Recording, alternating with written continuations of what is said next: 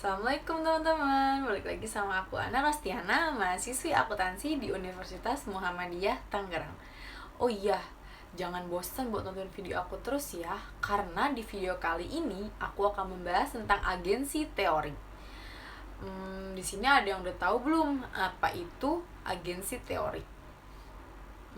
Aku akan jelasin nih ke kalian tentang teori agensi.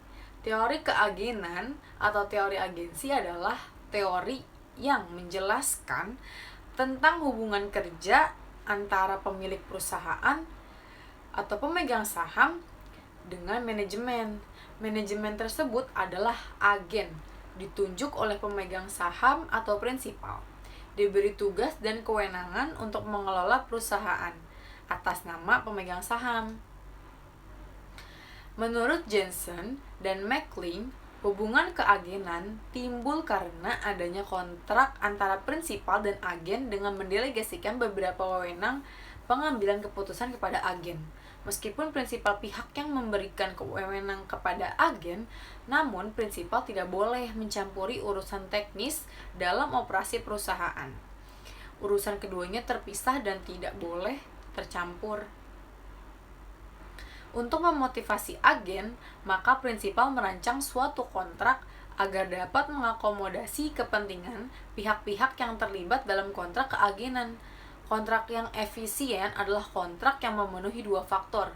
Yang pertama yaitu agen dan prinsipal memiliki informasi yang simetris, artinya baik agen maupun majikan memiliki kualitas dan jumlah informasi yang sama sehingga tidak terdapat informasi tersembunyi yang dapat digunakan untuk keuntungan dirinya sendiri. Lalu yang kedua, resiko yang dipikul agen berkaitan dengan imbal jasanya adalah kecil, yang berarti agen mempunyai kepastian yang tinggi mengenai imbalan yang diterimanya. Lalu, menurut Hadi Prajitno, di dalam teori keagenan ada yang namanya konflik yang bisa disebut agensi konflik. Agensi konflik ini dapat memicu timbalnya biaya-biaya keagenan, contohnya seperti biaya pemantauan, monitoring cost atau activities. Biaya monitoring ini dikeluarkan oleh prinsipal seperti biaya pengukuran dan evaluasi kinerja kerja, biaya perencanaan dan penerapan indeks kompensasi manajemen, biaya perekrutan dan penggantian manajer, maupun biaya yang terkait ekuitas pihak luar. Selanjutnya, ada biaya pengikatan atau bounding cost. Biaya bounding ini ditanggung oleh agen, contohnya seperti biaya strukturisasi keuangan, biaya regularisasi, kas yang ditahan maupun biaya kerugian investasi. Selanjutnya, yang terakhir ada kerugian residual. Residual loss yang seharusnya tidak terjadi bila perusahaan dikelola oleh pemiliknya sendiri. Berbeda dengan menurut Jensen and McLean, membagi biaya keagenan ini menjadi monitoring cost, bounding cost, dan residual loss.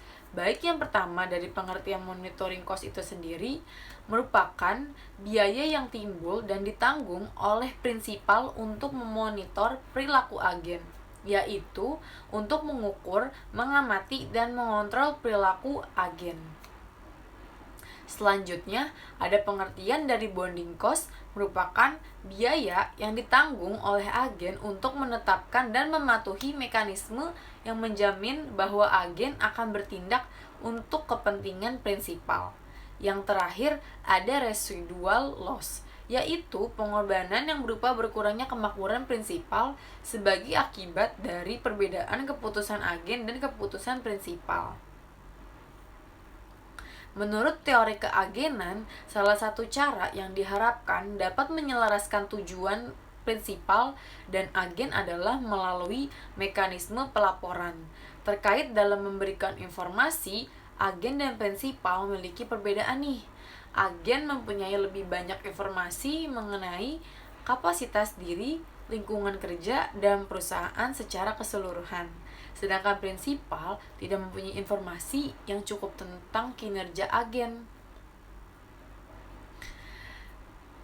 Teori agensi fokus pada kontrak yang akan dijalani. kontrak tersebut harus kontrak kerjasama yang paling efisien. Sebenarnya, masalah keagenan dan biaya-biaya yang muncul pada teori keagenan bisa ditekankan sedemikian rupa nih, mulai dari pertama kali hendak melakukan kontrak antara pemegang saham dan manajemen. Kontrak kerjasama harus disusun dengan jelas, siapa yang pantas menjadi apa dan siapa juga yang menduduki jabatan fungsional apa dalam perusahaan nantinya, berapa selayaknya imbal jasa yang diberikan beserta insentif dan punishment-nya. Salah satu variabel yang memiliki keterkaitan dengan teori keagenan adalah variabel kecurangan. Laporan keuangan dan Ellen Fraud Diamond, dengan adanya ketidakseimbangan informasi yang disebabkan karena konflik kepentingan antara agen dan prinsipal, dapat mendorong para agen atau pihak perusahaan untuk melakukan suatu kegiatan yang menyembunyikan sejumlah informasi yang seharusnya diketahui oleh para prinsipalnya. Ketidakseimbangan informasi yang disebabkan karena konflik kepentingan membuat perusahaan selaku pihak agen menghadapi berbagai tekanan agar kinerja perusahaan selalu meningkat. Cukup sekian penjelasan teori agensi. Kalau teman-teman punya penjelasan lain selain yang aku jelasin barusan, boleh sharing di kolom komentar aku. Semoga ilmunya bermanfaat ya teman-teman. Wassalamualaikum warahmatullahi wabarakatuh. Dadah.